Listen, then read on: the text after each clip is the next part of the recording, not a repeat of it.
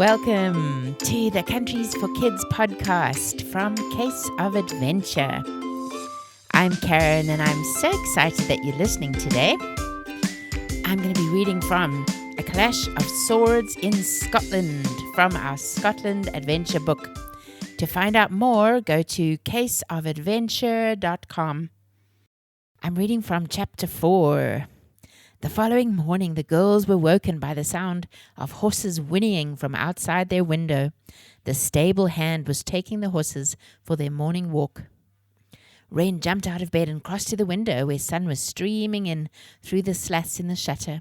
She threw open the shutters and looked out into the picturesque walled garden of the castle with its large fountain, pond, and colourful flowers. "What a fabulous place to wake up in," she exclaimed to Libby. "Is it morning?" Libby responded groggily.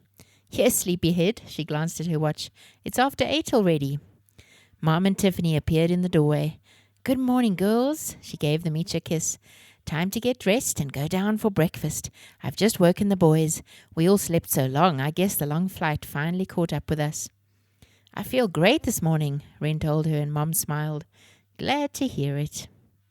Breakfast in the castle dining room was quite an experience. The room was huge and intimidating. "I've always wanted to eat at one of these long tables," Libby remarked. "We always see them in movies." "At least we're all sitting at one end and not some of us on this end and some of us there," Rome pointed to the other end. Ian walked into the dining hall. "Welcome to a castle breakfast. I thought you deserved to eat in the formal dining room," he said in a teasing voice, grinning round at them. A footman came to greet them, placing napkins on their laps and offering them tea or orange juice. A server with white gloves wheeled in a trolley laden with platters of food, which were covered with silver cloches. A wonderful array of delicious aromas wafted up to their noses. The children's eyes were wide with all the choices. The waiters wheeled the trolley around the table, allowing each of them to choose the items they liked and then dishing them elegantly onto their plates. "I won't forget this breakfast for a while," Rome commented. Afterwards, everyone gathered what they would need for the day.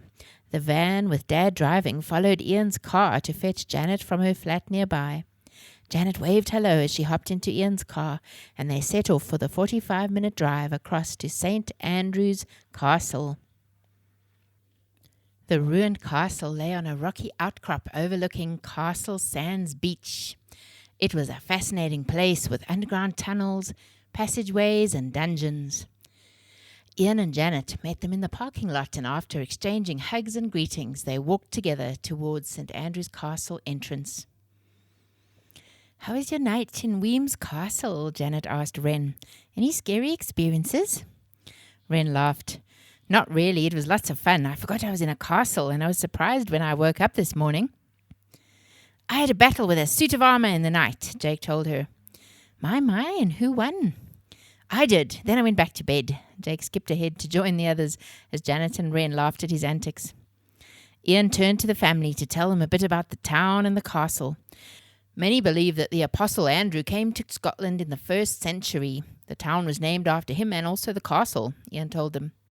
A guide snapped to attention and saluted Ian as they walked past, looking surprised to see the troop of children accompanying him. "Having the future Earl of Weems as our tour guide is pretty cool," Rome thought to himself. Over the years, the castle has served many purposes. Wealthy bishops of the Catholic Church used to live here before the Reformation in Scotland.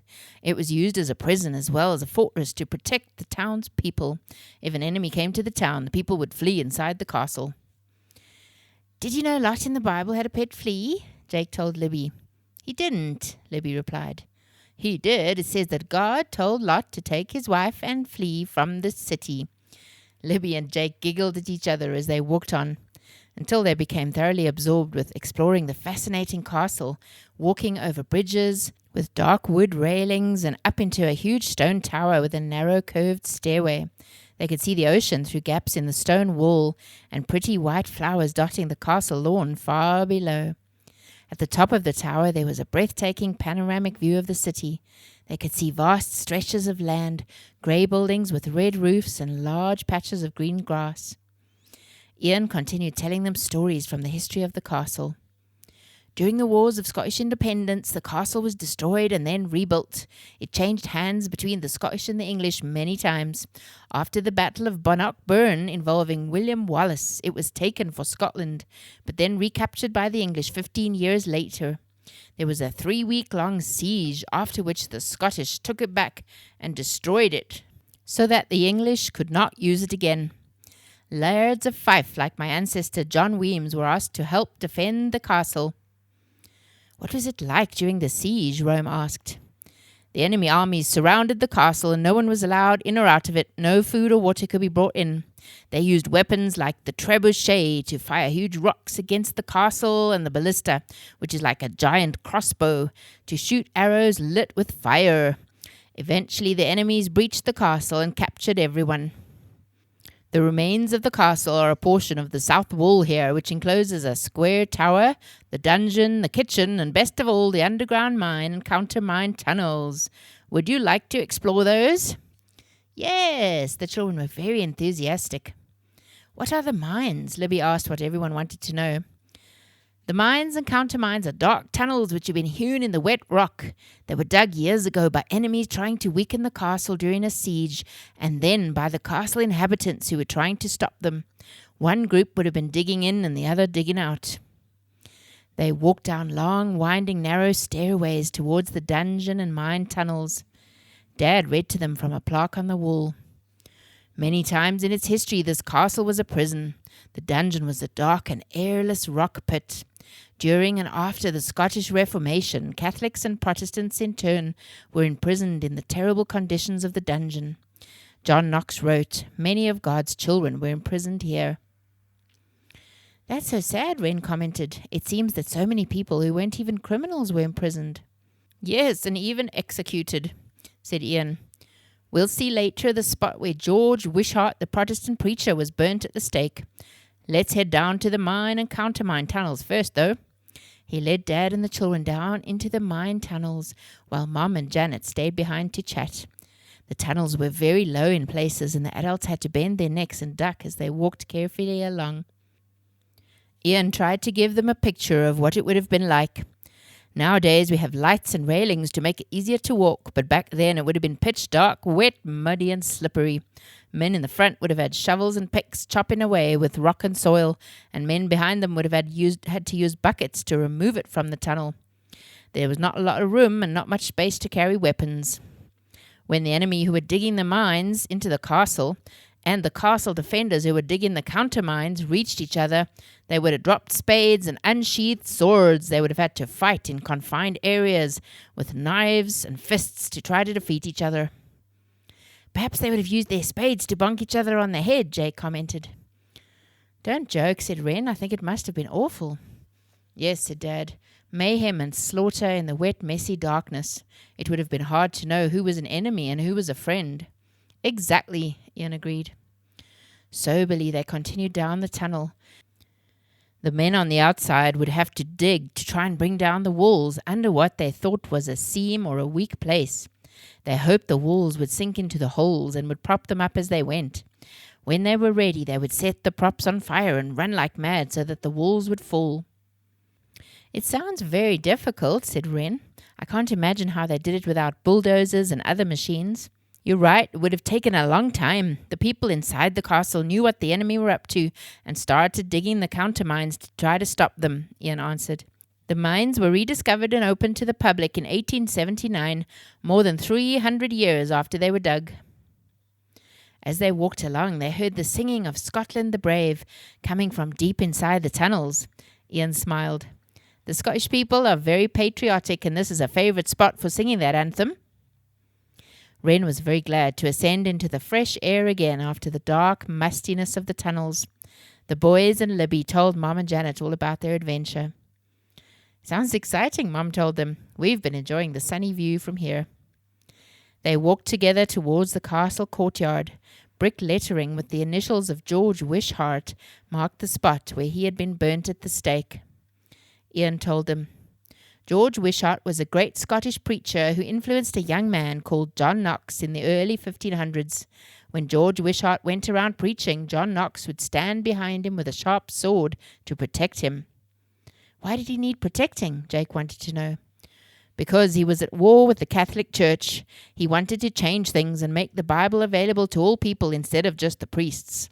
One sad day, George Wishart was summoned to a St. Andrew's castle where he knew he'd be killed. John Knox wanted to go with him and protect him, but Wishart told him not to. He said, "One life sacrificed for the Lord is enough." Wishart was burnt at the stake here in front of the castle walls. Do you remember when we saw John Knox's house and his gravestone in the parking lot in Edinburgh? Dad asked the children. Oh, yes, Rome responded, and the others nodded. Did you know, Janet told them, that an old Bible belonging to John Knox was recently found at the library at the University of Glasgow? Just last year, in fact. There was an article written by a librarian and published on the library's website. Wow, that must be an old Bible, Mom exclaimed. Yes, it was written in Hebrew with the Latin translation next to it. It was published in Switzerland during the Reformation. It was an Old Testament. Why was it just the Old Testament? Asked Jake. Dad answered, I think they probably printed them in 2 volumes back then because they would have been very large and thick. The Old Testament would have been in Hebrew and the New in Greek. Printing these Bibles was an amazing accomplishment, Janet told them. Every page would have needed to be typeset by a skilled engraver and typesetter. The letters were very intricate. The Bible they found is very significant because the title page is signed by John Knox. Imagine the excitement of that librarian when she discovered that they had a Bible that belonged to Knox. She was probably jumping up and down with joy, Jake grinned. How did the university get the Bible? Asked Libby, intrigued. It was apparently part of the old collection of Bibles that was left to them by a Bible collector when he died, Janet said. Ian turned to the children. Let's find a shady place to rest. You've learned lots of Scottish history in your 2 days here with us. They wandered out onto the green lawn surrounding the castle and stood under some trees. The view of the ocean was spectacular. It's surprisingly hot today, Janet remarked. Yes, Jake flopped onto the grass, fanning himself with his hand, and panted. Tiffany and Libby joined him. How about some ice cream? Asked Ian. My treat. I see an ice cream seller over there. Soon they were happily enjoying the icy treats and feeling a lot cooler. Ian, do you think the missing dirk could be hidden here at St. Andrew's Castle? Asked Rome. It's possible, lad, but we'd need a clue to know where to start to look. This castle is connected to my family. We have to figure out the clues, Wren exclaimed. The diary page is the place to start. Yes, I agree, Ian told her. I've not been able to find a clue there, though. Libby looked up in surprise as a castle guard in Highland dress walked past them, speaking in a very loud voice to his companion. I wonder what he's in trouble for, wondered Jake. The number 1 trick for speaking like a Scotsman is, you got to sound angry. Ian raised his voice as he said it, and Tiffany jumped in surprise, and they all laughed. Dad told them it was time to head back to Edinburgh. The family said goodbye to Ian and Janet, thanking them for the wonderful visit, and headed back to their van. They talked animatedly about St. Andrew's Castle and the mystery of the missing dirk as they made their way back to Castle Street Guest House. That's all for now. See you next time.